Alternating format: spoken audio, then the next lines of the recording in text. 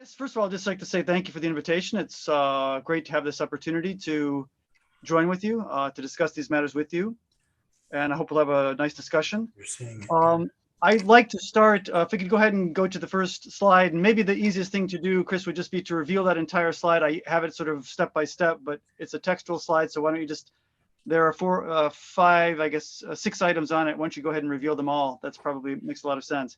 Because what I'd like to do is just sketch out what I'm planning to do here today. Okay.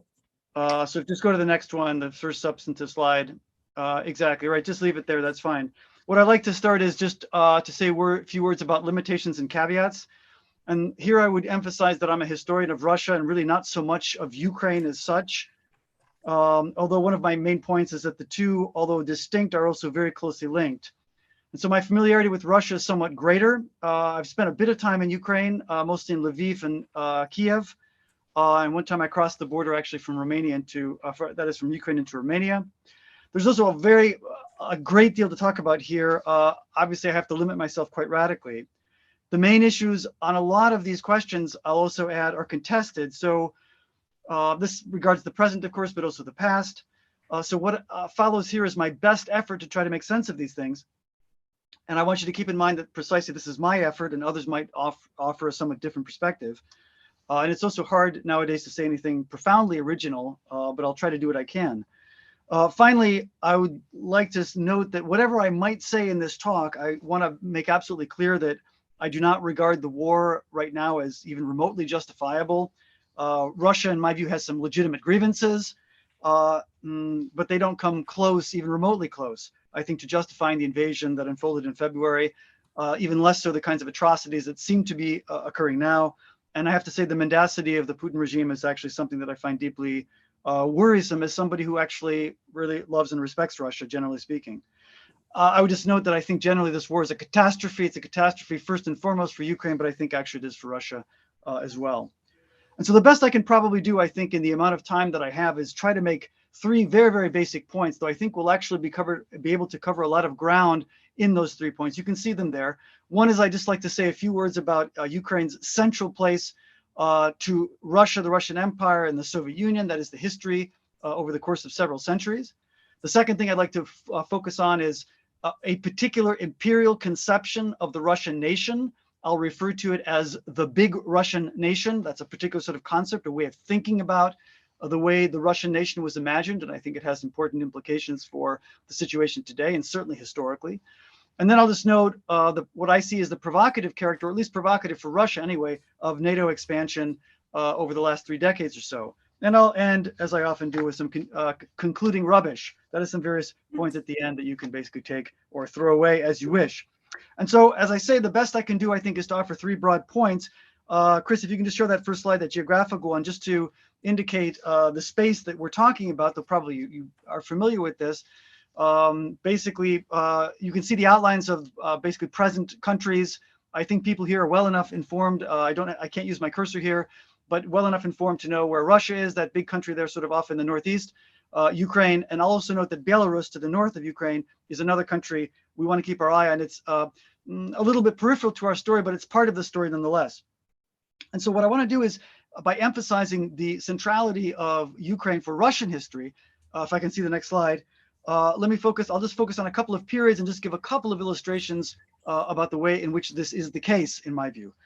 First of all, I'll note something very interesting about Russian history, which also pertains to Ukrainian and Belarusian history, and namely that all 3 of these countries, in a sense, trace their roots back to a medieval polity known as Kievan Rus.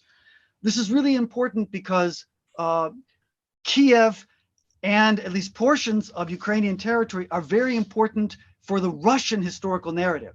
That is, most Russians would say that their history, not just Ukrainian history, but precisely Russian history, began in Ukraine. So the first state, I'm not sure if it really was a state in the sense that we would understand it, but the first entity that could be considered a state, a Russian state, was centered precisely at Kiev. And it's here, moreover, that really, I think, probably the single most important attribute of Russia in a historical sense actually occurred or was brought to bear, and that is the conversion of the East Slavic peoples to Orthodox Christianity, that is Christianity in its Eastern form.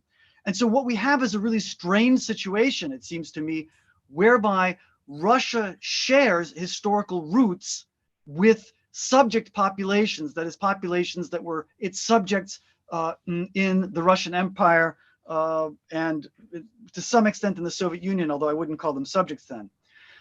So that's the medieval period I would point to. If we take the next slide, Chris, what we'll see is that this territory then in the early modern period, I would say the territory of Ukraine, its historical fate was linked much less with Russia and more with Lithuania in the first instance, and then with Poland, or Poland-Lithuania more accurately, a little bit later in the early modern period. And so the map you can see here, the sort of blue lines, the light blue lines show Lithuania in its original original form, or its early stage, and then it rapidly expanded over the course of the 14th century to include many of the lands that are now considered to be Ukrainian. In fact, you can see it stretch all the way down, in fact, to the Black Sea. Subsequently, or at the same time, I should say, Chris, if you can give the next map. I love teaching with maps, in case you hadn't noticed. Lots of maps. I think they're the most illustrative for these purposes. If you look at this map, it's a little bit complicated, but it shows the growth of simultaneously, or maybe a little bit later, with Lithuania. Lithuania is basically that territory, well, leave it aside, as territory to the west of Muscovy. But there you see Muscovy, it's sort of that green blob in the center initially, and then actually fairly rapidly over the course of the 14th and 15th and into the 16th centuries, it expands to include the brown territories and the beige territories, and eventually it begins to encroach on the territories of Lithuania as well.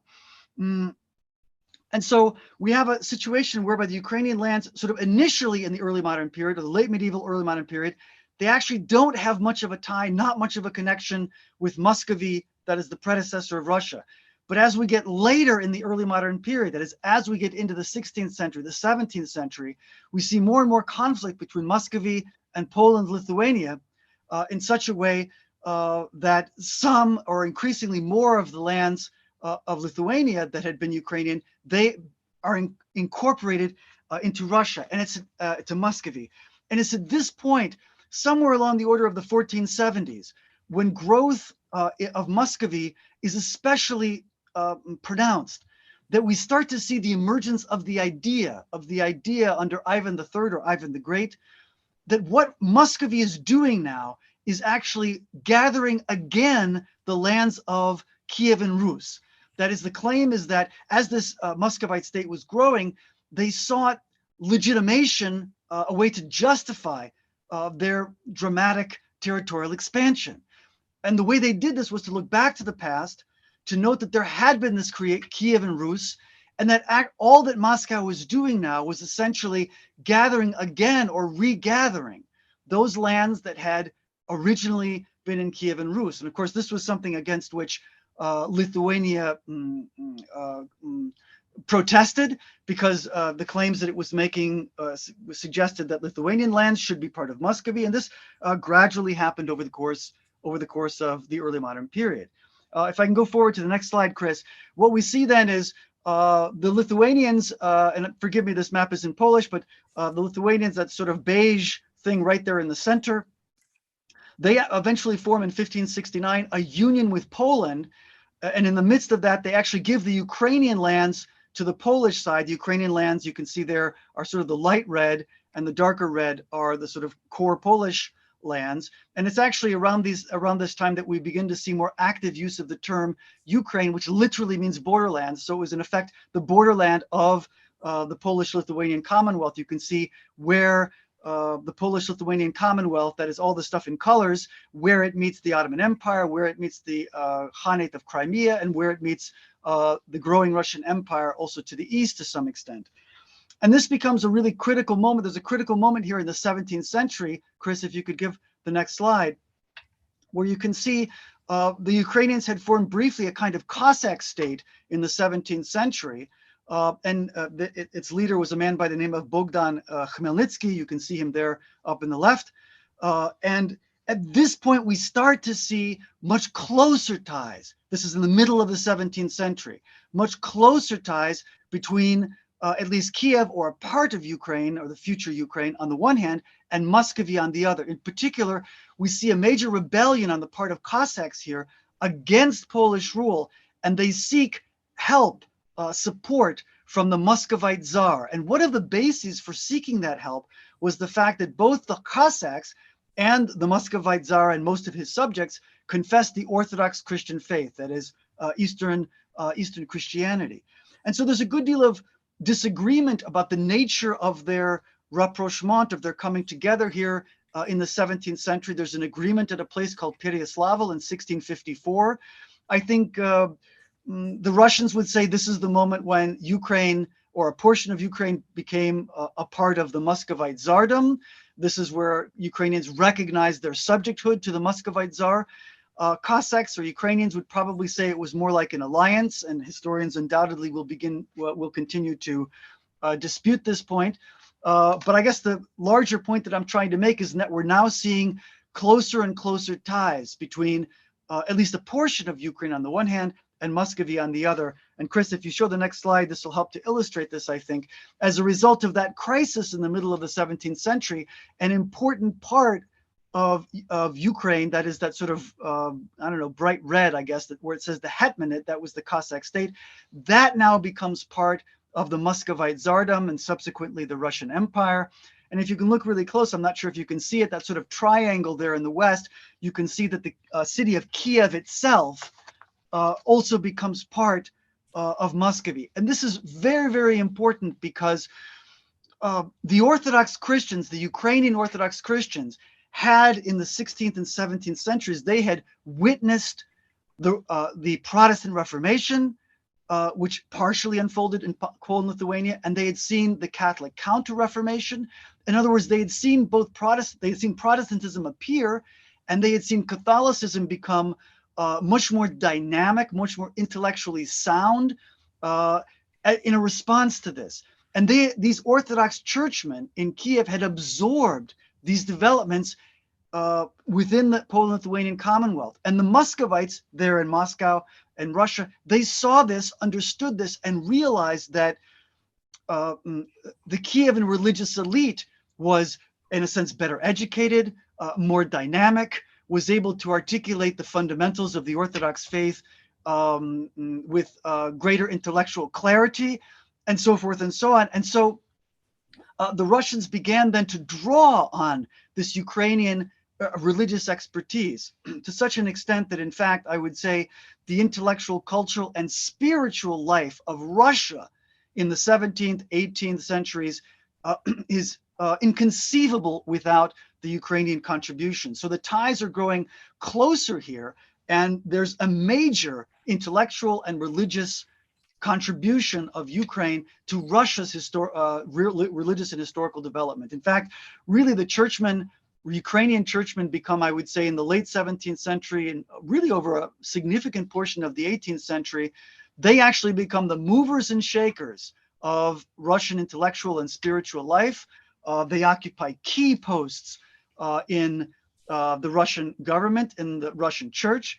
Many of them are bishops. They have implications for developments in Siberia and the Volga region. I can tell about these if anybody has any interest in them. I guess the larger point I'm trying to make in all of this is that the intellectual and spiritual life of Russia is inconceivable without the Ukrainian contribution.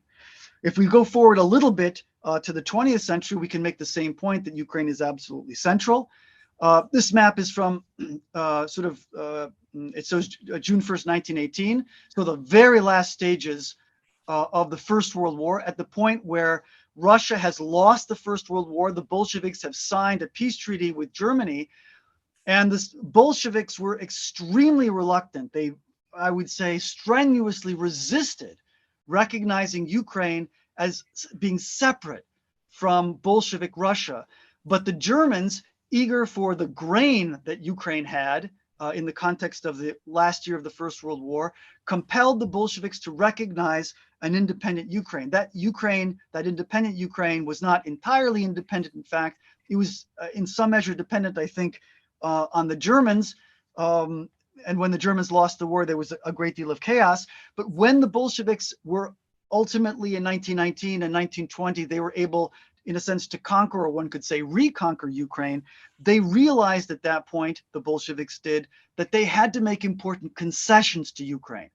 And one of the most important, Chris, if we can show the next slide, is that the Bolsheviks recognized that they were going to have to make some kind of special territorial unit within this new Bolshevik state that would be a designated place, in effect, for Ukrainians. In other words, they recognized the need for Ukrainians to have their own republic, albeit a Soviet republic, but their own republic. And in fact, there was a considerable debate in the early 1920s about whether or not this Ukrainian republic should be autonomous and part of a larger Russian republic, which was Stalin's conception, and then Lenin's conception, which was the one that won out, which said in essence that no, Ukraine needed to have its own republic that was, in a sense, legally and juridically equal to the Russian Republic.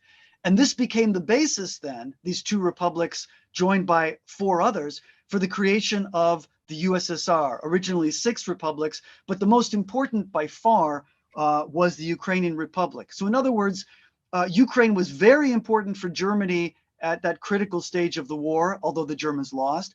Ukraine was very important to the Bolsheviks to such an extent that they expended resources on reconquering the territory, and moreover recognized, having done that, that they were going to have to make important concessions to Ukraine.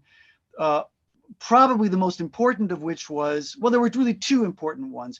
One was this Ukrainian Republic within the Soviet Union, and I'll come to the second in a moment. Chris, I'll just note, if you can go forward to just hone in a little bit more closely. Granted, this map is in Russian, but basically that sort of light green territory became the Ukrainian Soviet Socialist Republic within the USSR. I'll just note, if you look somewhat to the north and to the east, you'll see a variety of sort of shaded territories. These are territories that the Ukrainians either claimed should be included in the Ukrainian Republic, or in some cases actually were for a time included in the Ukrainian Republic, which is another way of saying that the border between the Ukrainian Republic and the Russian Republic within the USSR was far from clear, and there was a good deal of movement of that border over the course of the 1920s, which I think has some implications for today. I guess what it suggests is that there was a great deal of difficulty in drawing that border, and that has importance because that border is now being redrawn. So if the existence of the Ukrainian Soviet Republic was one concession to the Ukrainians, then, Chris, if I can have the next slide, the other was a policy known as, in Russian, Korenizatsiya, which meant basically indigenization or nativization. Here, the prospect was that the Bolsheviks were determined. The Bolsheviks, by the way, I need to emphasize, were not only Russian.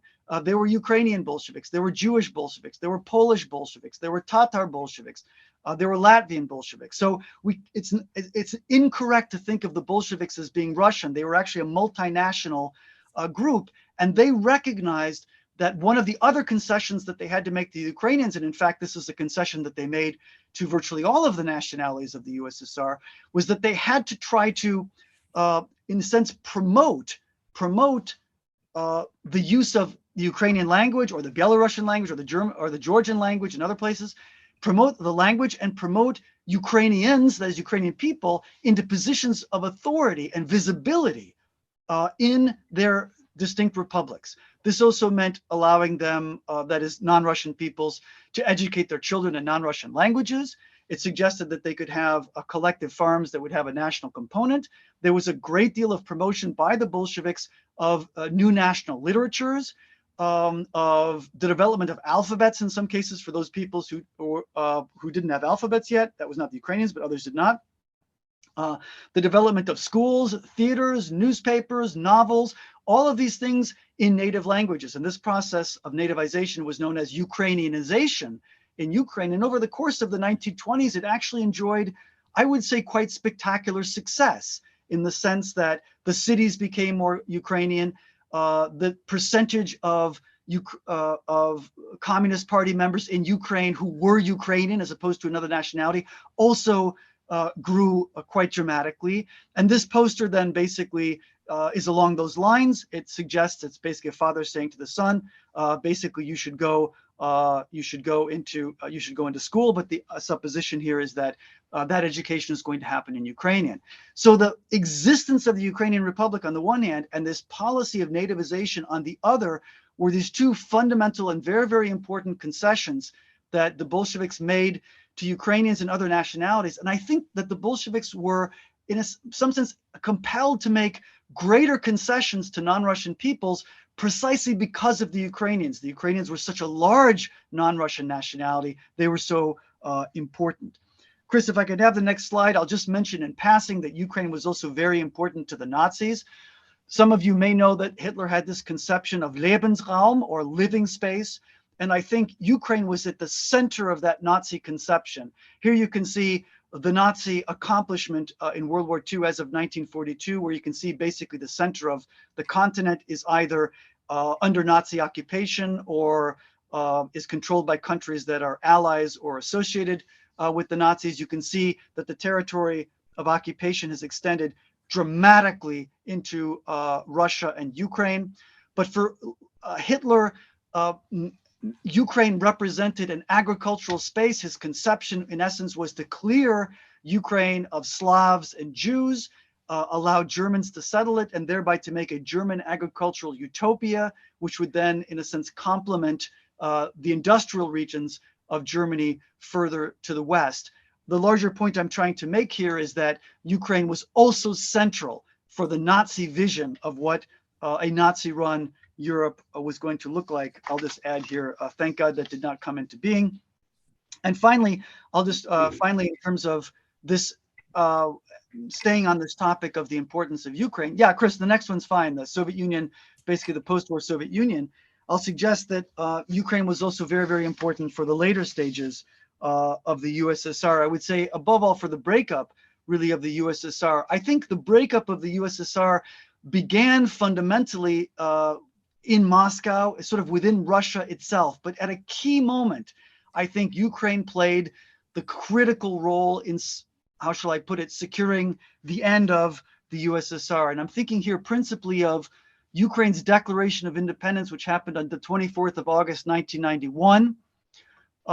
It happened right after an attempted coup in Moscow that was unsuccessful. And just a few months earlier, in March of 1991, that is, what is that, 4 or 5, 6 months?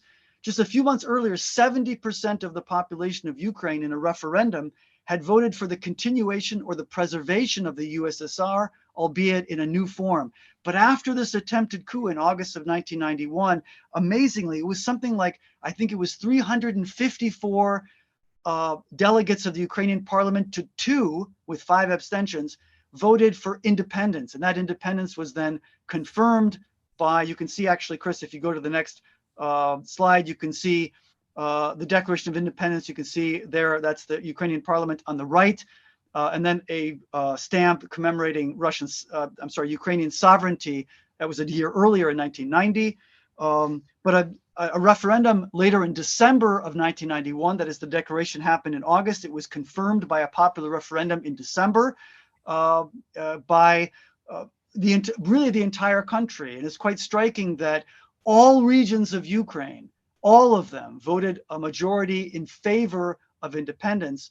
The only place that came sort of where it wasn't an overwhelming result was in Crimea. I might have that image. I think this is one I added later. Chris, if you go to the next one, no, I don't have it, sorry. But you go to the next one, anyway, yes. And so you can see, no, I'm sorry, the previous one, this one that shows the situation basically after the breakup of the Soviet Union. The larger point I'm trying to make is that there was a moment, even in the early 1990s, when it appeared as though some kind of union might be preserved with at least some of the republics of the old Soviet Union. But when Ukraine declared independence, then basically the whole thing, in essence, fell apart. And even Russia recognized that it wasn't going to be able to save the Union. Russia was concerned, in fact, that in the remaining Union, it would be outvoted by the Muslim republics. And so it was actually the presidents, the leaders of Russia, Ukraine, and Belarus, it was those 3 who later in December, in a sense, disbanded disbanded the USSR. So everything that I've said up until this point has been designed to emphasize that Ukraine has been extremely important for the development of Russian history and for Soviet history.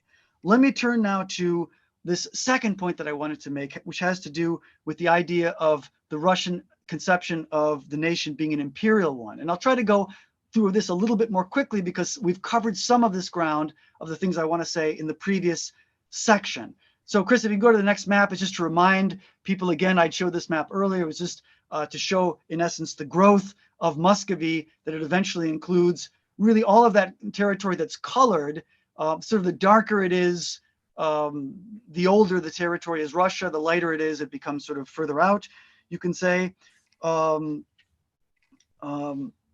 And as I mentioned earlier, as that expansion is actually occurring, the Muscovite czars are looking for an ideological justification for their growth, and they land on this idea of regathering the lands of that Kievan Rus, that medieval structure, and they sort of set then, you could say, as their goal here. I'm simplifying a little bit, that what our goal should be in essence is to gather these territories. It's hard to tell exactly when they land on this idea, but I think eventually it becomes, if not a motivation for taking these territories, it becomes at least a justification ex post facto for having done so.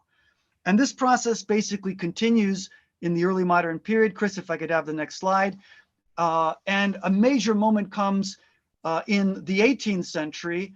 By the 18th century, it's clear that Muscovy is besting its Poland-Lithuanian neighbor, to the extent that by the late 18th century, Russia, along with Austria and Prussia, are able simply to dismantle entirely or to partition Poland. And you can see this map where it happens in stages. The pink bits happen in 1772. The sort of, I'm not sure what color that is, sort of bluish color is 1792. And the last bit, that sort of grayish purple, is in 1795. But the point is that by 1795, Poland-Lithuania has ceased to exist, and virtually, or I should say, the majority of the Ukrainian lands are now within the Russian Empire, along with Belarus, and I'll add, we could say, also Lithuania. Chris, show the next slide, please. And you'll see that these territories then, basically that yellow territory in particular, these were the lands that Russia had acquired from Poland.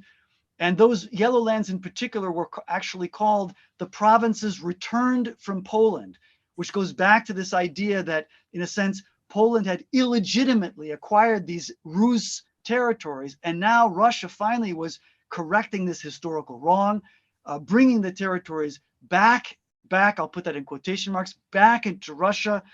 And therefore, they were called the provinces returned from Poland. So by the time we get to the 19th century, the vast majority of the lands of Rus, of that earlier Kievan polity of the medieval period, the vast majority are in the Russian Empire. But there's a few exceptions. Chris, if we could have the next slide, you can see, if you look at the color, the pink color here, and you can see the border of the Russian Empire, which is the dark line. And what I call your attention to is the proposition that the pink basically there are Russians sort of in the northeast, the Belarusians, and then the Ukrainians in the southwest. And you can see that their population, in a sense, bleeds over into portions of Austria and Hungary. The territory is known as Galicia, northern Bukovina, and an area known as Subcarpathia in Hungary. And what this means, in effect, is that the Russian imperial conception was that there are still the people of Rus, the lands of Rus, that are actually outside of Russia itself. Chris, I'm going to ask you to go past the next map. I think it's in the wrong place. I don't really need it there. So just go past that. I just would want to suggest that, or maybe actually do go back to it. Actually, maybe it does work. Actually, go back to the previous one. Actually, I got one more point to make on that. The Russian Empire was not able to incorporate those last Rus lands. The Russian Empire did make an attempt. When the First World War began, the war against Austria-Hungary for Russia actually went pretty well, and the Russians were able to occupy that territory known as Galicia, basically where the UK of the word Ukrainians is. Russians were able to occupy that at least briefly for a period. The plan, I think, was eventually to annex those territories to the Russian Empire, but the Russians then had to retreat. Eventually, they lost the war.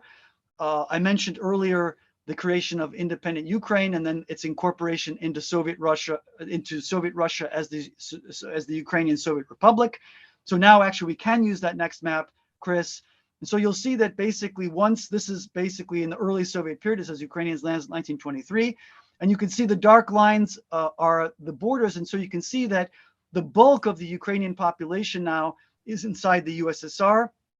But there's a portion of the Ukrainians in three other countries, namely Poland, Czechoslovakia, and Romania. And it's curiously enough, Chris, we can move to the next one. It's curiously enough, Stalin of all people, who secures virtually all of the territory that could be considered Ukrainian, maybe with the exception of some of those contested territories in the east of Ukraine. And that is that together with the Nazis, Stalin, the Soviets destroy Poland in 1939, which means that both Western Belarus and Western Ukraine become part of the Soviet republics of Ukraine and Belarus. Just after that, Stalin acquires, you can see the territory is labeled 1940, acquires northern Bukovina. That's the one that's Ukrainian. Actually, the other one labeled 1940 also is largely Ukrainian. Those become part of Ukrainian Soviet Socialist Republic in 1940. And then in the aftermath of the war, the Hungarian bit or Czechoslovakian bit of the Ukrainian population, an area, that little orange triangle known as Subcarpathia, that becomes part of Soviet Ukraine and the USSR by extension in 1945. And so there's a certain irony here in that Ukrainians, I think, had dreamed, some of them, nationalists at least, had dreamed of uniting all Ukrainians in a single land. And although this was inside the USSR, it was actually Stalin, of all people, who was able to realize that project. And it was actually also thanks to Soviet power, rather thanks to Stalin's successor, Khrushchev, that Crimea, as you can see there with the label 1954, that also became part of the Ukrainian Republic, even though Ukrainians did not represent a majority there. What I want to suggest, though, is lurking, in a sense, behind all of these territorial shifts are, in essence, I guess, two different ways that one could imagine the Russian nation beginning in the 19th century. Some of you who know your history well will know that the 19th century was the age of nationalism, one can say. It's the period when the national idea or the idea of nationalism begins to appear. And as that idea appears, I would say, in Russia in the 1830s, maybe in Ukraine beginning in the 1840s and 1850s, the question arises, I would say, first and foremost for the Russians, who exactly is Russian? In other words, the Russians have to say to themselves, if nationality is going to be a major principle for us in the 19th century and going forward, who exactly is included in our conception of who is Russia? And so basically the two ways that you could imagine this, Chris, if you can give the next map, this is an ethnographic map. The two ways you could imagine this is to say, in essence, that there are three distinct East Slavic peoples, namely Russians, Ukrainians, and Belarusians. And these, I'm not sure, Chris, if you'll be able to do it, but basically the lightest pink are the so-called Great Russians or Russians. And then that sort of intermediate pink, that is the darker red are Poles. But that stuff there in the north, there are Belarusians, in the south that they are Ukrainians. And it might seem intuitive to us because today we have a Russia, we have a Ukraine, we have a Belarus. Of course, there are three different peoples, we might say. So it seems obvious, but in fact, it wasn't. Because all of these three different peoples, Ukrainians, Russians, and Belarusians, they all live in the same country, aside from a few Ukrainians in Austria-Hungary. There's no clear linguistic or ethnic boundary between Russians on the one hand and Belarusians and Ukrainians on the other. All of them at this time used the word Rus, that is that root, in their names for themselves. The Russians called themselves the Great Russians. The Belarusians called themselves the Belarusians or the White Russians. And the Ukrainians at this point tended to call themselves the Little Russians or Malorossianie, in Russian at least. They were only a handful were beginning to use the term Ukrainians. So they were still thinking of themselves, or at least calling themselves, in effect, a kind of variant of Russians. Religion continued to unify these people. They were all largely Orthodox. And the Tsarist regime, very much concerned about what they called separatism, also insisted on the proposition that all of these people, Ukrainians, Belarusians, and Russians, they were all one people. There was sort of an umbrella concept. So, and that indeed is the second way of imagining the Russian nation. If one way was a more restrictive way, allowing Ukrainians and Belarusians to be sort of separate people, then the other way was to think of to imagine a large umbrella, which was known as the big Russian nation, which would include all of those three, Belarusians, Russians, and Ukrainians. Recognize, of course, that there were regional particularities, there were slight variations in speech, slight variations in culture, but that in essence, they were basically all part of one large Russian nation, and that going forward over time, they would become more and more integrated and united. What I want to suggest is that both of these visions, one can say, actually, yeah, Chris, if you could show the next map, where you can see basically all of that green or all of that light green, it just treats all of the Russian population or all of the East Slavic population in essence as one. So the first map sort of conveys the idea of there being three nations, and the second one, in effect, leaving the Poles aside, it in effect shows one nation. And what I want to suggest is neither of these visions, I think, is true or false. Neither of them is correct or incorrect intrinsically. Rather, both of them represented possibilities. And whether, which one would win out was dependent basically on how things actually played out. So it's best to think about these ideas not as existing things, but rather as projects that different political actors were setting for themselves, different visions, different ways of imagining.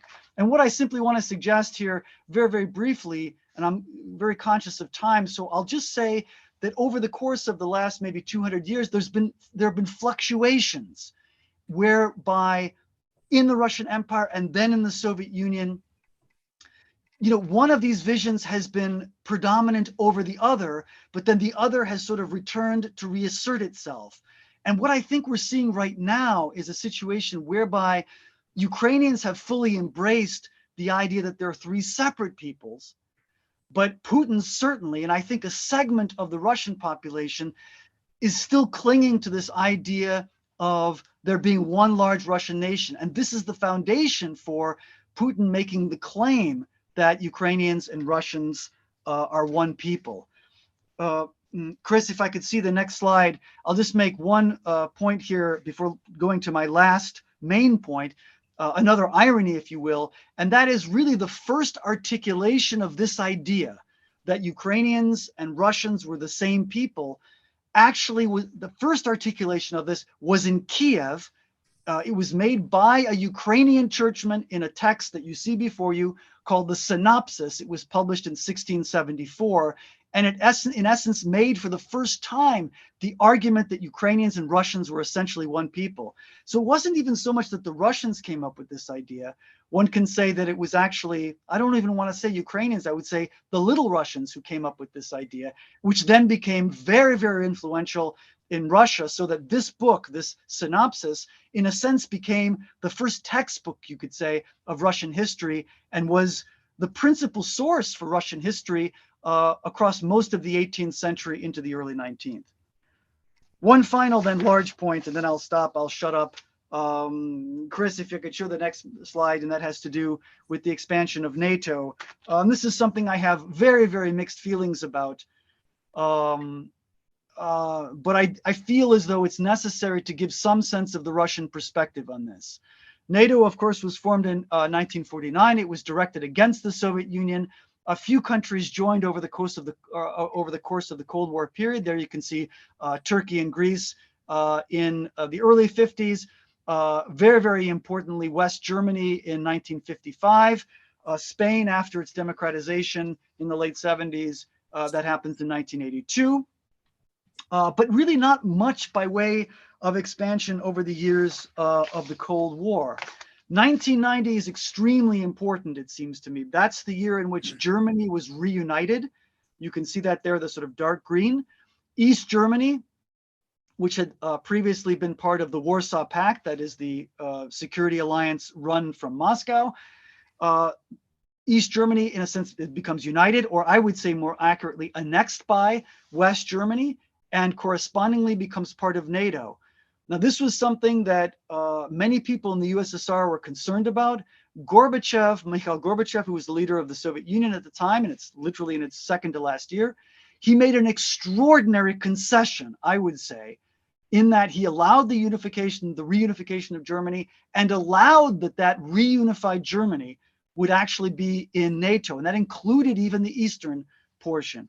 And it was at this point, and there's a great deal of argument about this, and I don't know what the correct answer is, but it was apparently at a meeting having to do with that agreement, that is allowing East Germany to become part of West Germany as a part of NATO, where a promise was made orally to Gorbachev that after that, NATO would not expand by 1 more inch to the east. Now, there's arguments about what exactly was said.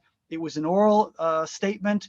There are no promises in writing, but the Russians recall this now very, very bitterly. And then they watched as initially there you can see in 1999, the sort of middle green, that is Poland, the Czech Republic, and Hungary. They joined NATO. And then I think even more galling were the expansions in 2004. Aside from the fact that they were more numerous, I think there were 7 of them. Among the countries joining NATO at that point were the 3 Baltic republics, Estonia, Latvia, and Lithuania, that the very light green in the north. And those had been territories of the USSR. You can see a couple of other territories joined subsequently. But I think a really, really important moment came in 2008 at the Bucharest meeting of NATO, where the Americans in particular were pushing for the inclusion as rapidly as possible of Ukraine and also Georgia, 2 former Soviet republics, in NATO. The Germans and the French were less enthusiastic about this. In effect, there was sort of a compromise solution. NATO made the following statement, or the head of the General Secretary, Jaap de Hoop Schäfer, made the following statement at that time. We agreed today that these countries, by which he meant Georgia and Ukraine, will become members of NATO. My own sense is that this was probably unnecessarily provocative. If you show the next slide, Chris, please, you'll see that this had implications for Georgia. The next one might even be better, actually, now that I think about it, whereby Russia, immediately after this is in 2008, immediately after that Bucharest meeting, they, in a sense, tried to make use of these conflicts, the green territories, in Georgia, to destabilize the situation, and in that way, among other things, to prevent Georgia's entry into NATO. Those green territories were, in a sense, non-Georgian populations who were contesting Georgian control of the territory, breakaway republics, if you will, and the Russians supported these. And so you may remember, if you're old enough, and most people here are, in 2008, Georgia and Russia even fought a brief war. This was in August of 2008, right after the Olympics in Beijing. But the point is that, in part, this war came in response to the provocative act of declaring that Georgia and Ukraine would become members of NATO. And then, Chris, if we can go to the next map, a similar then situation unfolds in 2014, when there's the political crisis in Kiev. And we see in March of 2014, the Russians simply annex Crimea, and they also instigate, one can say, trouble or separatist movements in the east of the country. Chris, if you show the next, slide, it'll be a little bit closer. In those 2 eastern regions of Ukraine, Luhansk and Donetsk, this was the situation. You can see right on the eve of the present stage of the war. That is the one that began on February 24th of this year. You can see what that map shows is that the shaded area, that is with the diagonal lines, that was territory that was controlled by the rebels against Ukraine. The other bits were those that were still controlled by Ukraine itself. But you can see in some sense a kind of repeat of that earlier Georgian scenario.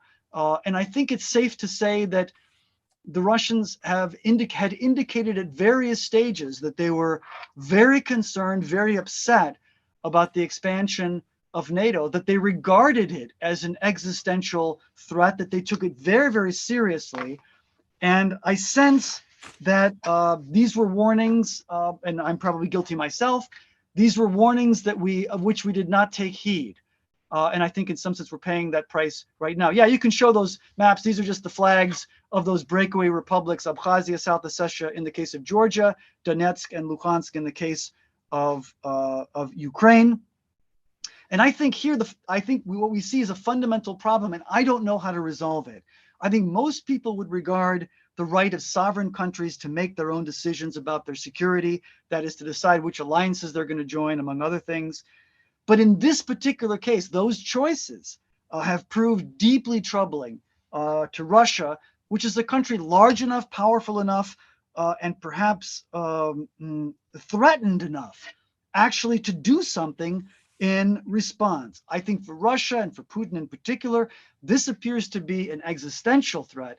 And I don't know how to square this circle, how to allow for the sovereignty of countries to join the alliances they wish on the one hand, and not to threaten or provoke countries nearby on the other. It probably requires diplomacy a bit more imaginative than we've seen over the last few decades. I don't know where it's going to come from. But what I want to suggest is that when people say that the invasion was entirely unprovoked, that is the Russian invasion of Ukraine, I have to stop for a second and say, was it entirely unprovoked, or was there an element there? All right, I'll finish just by saying, noting there's a lot more that we could say, I suppose. I'll just add maybe one point here in the end, and I'll say, and some of the people who are old enough to be my contemporaries or older still will probably agree with me.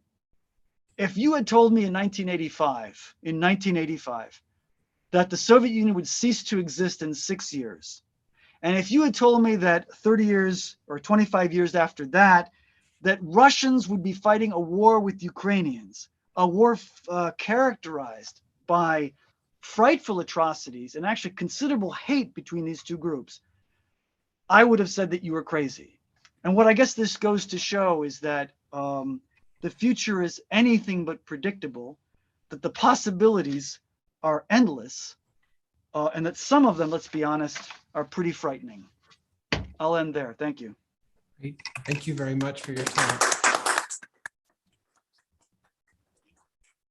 We do have about 5 minutes left for questions. I appreciate your thoroughness regarding the evolution of the Russian Empire, right? The Soviet Union, also Russia, but going back even to the early modern period, the fundamental nature of Kiev with Russian history, and just all of this great history lesson that you've given us.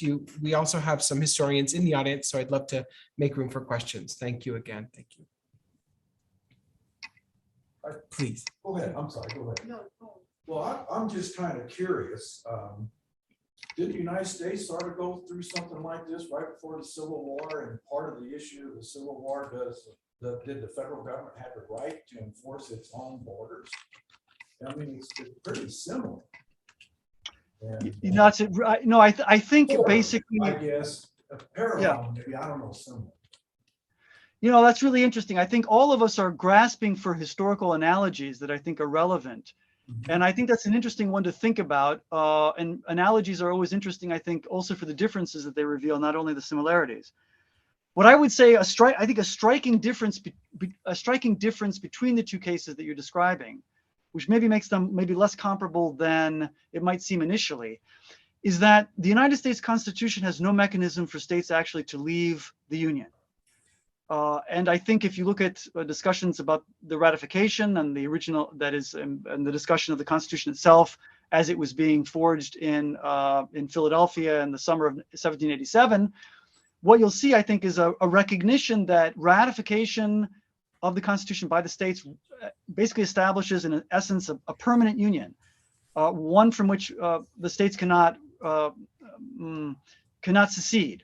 And we know the one case where states actually do try to secede, 11 of them, we see that the rest of the country is willing to fight a war actually to prevent them from leaving.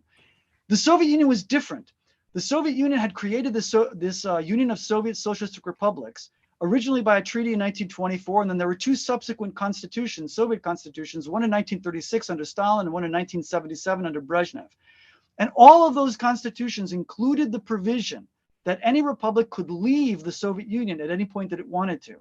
Now, as long as the Communist Party was centralized and well-run and authoritative, as it was for most of Soviet history, it was obviously the case that no republic was actually going to seek to leave the Union. However, when the power and authority of the party began to disintegrate in the late 1980s, then these republics, the first one was actually Lithuania on the 11th of March, 1990. These non-Russian republics could point to the Soviet Constitution and say, we actually have the right to leave the Union. Lithuania made use of that, others made use of it, and in the end, in the aftermath of that August coup, Ukraine on the 24th of August, 1991, also made use of that provision. So, I mean, I think in other words, I think there's a comparability here in the sense that you have, in a sense, at least notionally, federal states consisting of units. In our case, we call them states. In the case of the Soviet Union, they were called republics. But I think the one really big difference derives from the fact that the Soviet Constitution allowed for secession, whereas the American Constitution does not. Wow.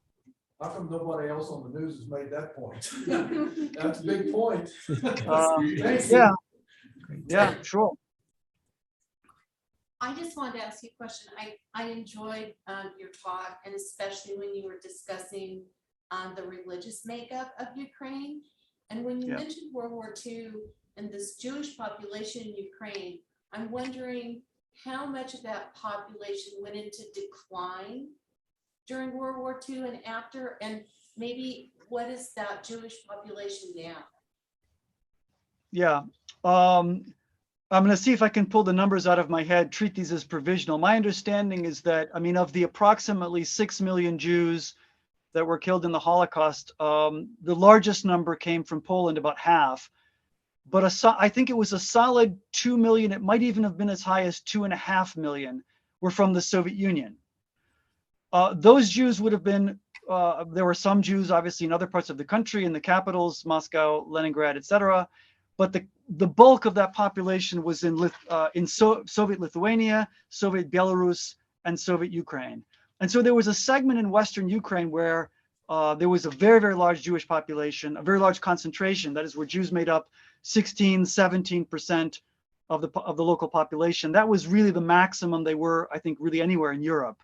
Quite honestly, aside from cities where sometimes they could make up half the population. For example, the city of Lviv, which you hear a lot about today in Western Ukraine, that city actually really wasn't a Ukrainian city at all before World War II. It was pretty much half Polish and half Jewish. The same thing for Lithuania, for Vilnius. There were very few Lithuanians. It was basically a Polish and Jewish city. In essence, Stalin took care of the Poles, got rid of them, deported them, killed them. The Nazis took care of the Jews. They were basically annihilated, exterminated. And so a large portion then of the Jewish population was lost, of Ukraine, was lost in the Second World War. And then as a function of emigration after the end of the Soviet Union, and this is something that affects Russia as well, I would say a large proportion, I regret that I can't tell you how many or what proportion of Russian or Ukrainian Jews as of, let's say, 1991, when the Soviet Union ended, have left Russia and Ukraine, but I think it's a pretty large number. And many of those have gone to the United States, many have gone to Israel. I would not be able to tell you the exact population there. I'll know, just since you've asked about the religious question, Ukraine is, I think, I mentioned earlier that it was primarily Orthodox. That was within the Russian Empire. But the western bit of Ukraine is Greek or Ukrainian Catholic. that is, it's an Eastern Catholic Church, which is to say not Orthodox, and also Protestantism, more specifically the Baptist faith, in the late 19th century made considerable inroads in Ukraine, in the Russian Empire, so that about a quarter of the population, as I understand it, of Ukrainians are Protestants. What this means is that Russia has a certain degree of religious diversity because it has Muslims and some Buddhists and so forth. But I would say that Ukraine is even more religiously pluralistic, and which has made it, I think, in some ways, a more religiously tolerant place. I think because it has to be, if it doesn't want to endure a civil war and strife. So I'm not sure if that answers your question entirely, but it's, how shall I put it, my best crack at it at this moment. Thank you so much. Thank you. Grant, I'm wondering, the discussion you had earlier, is this a good follow-up to that? Oh, absolutely. I appreciate it. I've enjoyed it a great deal. Right. One question I have is, why is Putin calling Ukrainians Nazis, I guess? Yes. That's a difficult question. But Yeah, right. Well, I think this goes to, well, to say with absolute certainty, I can't do that. I mean, it seems over the top of to put it mildly, an extreme exaggeration. I think bordering on utterly false. But I think where it has its roots, though, is in a certain degree of Ukrainian collaboration with the Nazis during the Second World War. And I want to tread very carefully. I'll say a couple of things. I want to emphasize, first of all, that I don't think Ukrainians collaborated more with the Nazis than anybody else did. Maybe they collaborated a little bit more than Russians. That might be the one exception. I don't think Russians collaborated a great deal, though there was some collaboration. There were attempts. I mean, there were sort of various gradations of collaboration, I guess I would say. I mean, there was, for example, a Galician, which is to say Ukrainian division of the SS, which had, I guess, around 20,000 people serving in it. Those people, I think you could say, were full bore, believing Nazi types. They were full on collaborationists. Then there were, I think, Ukrainian nationalists who were anti-Russian, but also anti-Jewish, anti-Polish, who saw a sort of temporary alliance with the Nazis as a way for them to realize an independent Ukraine.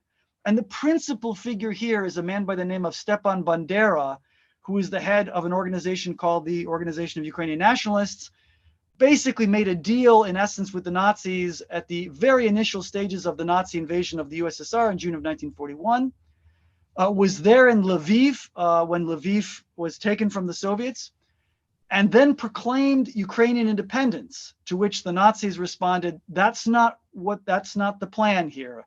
The plan now is to actually drive the Ukrainians out as well, to make this an agricultural utopia for Germans. And so they imprisoned Bandera, and he spent most of the Second World War in a concentration camp. And then eventually he stayed in Germany after the Second World War and was actually killed by KGB agents in Munich in 1958. So there was a certain kind of marriage of convenience. It does have to be said that Stepan Bandera was what is called an integral nationalist. He was very much opposed to Poles. He was anti-Semitic. He was anti-Russian. And he basically proclaimed that hundreds of thousands of people were going to have to die for Ukraine, for a sort of pure Ukrainian nation to come into being. Now, I think his supposition was that some of those people who would die would be Ukrainians themselves fighting for that Ukraine. But I think the supposition was also it would be non-Ukrainians who were sort of in the way, for lack of a better term. So he's a difficult person to really make full sense of. I think he can be interpreted in different ways. The one thing I'll add here, though, is that the Ukrainian government, I think, under Yushchenko in 2010, I think made a terrible mistake when the government then, Yushchenko, tried to make Stepan Bandera a hero. This is in 2010, understand, a hero of Ukraine. That is to give him the status of basically a hero of Ukraine. There are monuments, I don't know how many, to Stepan Bandera. There are some streets named for Stepan Bandera. I don't think Stepan Bandera was a Nazi, but I think he was a deeply problematic Ukrainian nationalist. But the Russians apparently see him as basically, in essence, a Nazi. So it's one of these situations where when Russia says what it says, it's not as though it's entirely 100% false. There's like a small kernel of truth. It's greatly exaggerated. It's bordering on outright falsehood, but there's enough there that one can latch onto it if one is sympathetic to these things. And some people, not only in Russia, but also in other countries actually are. There's enough there to latch onto. And there have been mistakes made, I think, by the Ukrainian regime itself. I think it was a terrible idea to have done that. The Polish government was, I think, horrified because there had been, in essence, ethnic cleansing between Ukrainians and Poles towards the end of the Second World War that had been perpetrated, among others, by this organization of Ukrainian nationalists. I'll note that the Soviet Union considered Bandera to be sufficiently dangerous and important that they organized his assassination in Munich. I think it was on the 4th or 5th try. They had tried several times. They were able to assassinate him in Munich in 1959. And that says something, I think, about at least how the Soviet Union viewed him. And so I think some of this rhetoric is rooted in the supposition, exaggerated, that Ukrainians had collaborated, and in the particular activities of some prominent people who unwisely have been brought to the forefront by right-leaning elements in Ukrainian society. Great. Thank you very much for your talk, Professor Werth. It was a pleasure having you here at CSU Pueblo.